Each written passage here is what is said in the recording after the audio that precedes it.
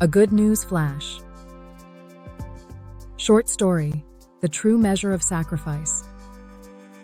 For centuries, these words have echoed from pulpits, whispered in prayers, and engraved on memorials. Greater love has no man than this, to lay down his life for his friends. It's a verse that carries weight, that speaks to sacrifice, courage, and the kind of love that transcends the ordinary. But how often do we stop and think about what those words truly mean? We've heard it at funerals, in eulogies for soldiers, first responders, and even ordinary people who, in a single moment, acted selflessly. It's a phrase that stirs the soul, a call to a higher form of love. But it's more than a slogan, more than a catchphrase that we pull out when we need a reminder of what real sacrifice looks like. This verse, found in the Gospel of John, was spoken by Jesus himself. And he didn't just speak it, he lived it.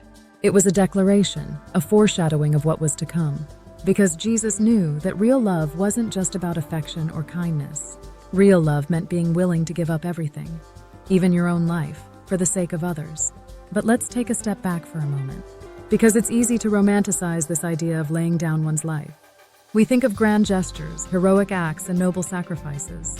We picture the soldier who dives on a grenade to save his comrades, the firefighter who runs into a burning building, or the parent who shields their child from harm. These are all powerful, heart-wrenching examples, and they deserve to be remembered. Yet there's another kind of sacrifice that we don't talk about as much. The kind that happens quietly, without fanfare or applause. The teacher who gives extra time to a struggling student, even though it means staying late and missing dinner with their own family. The friend who offers a shoulder to cry on, even when their own heart is breaking.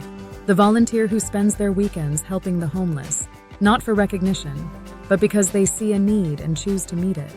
Greater love has no man than this. Doesn't just mean dying for someone. It means living for someone too.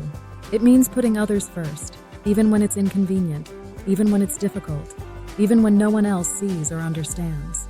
It's about the little things, the small acts of kindness, the daily sacrifices that, over time, add up to something profound.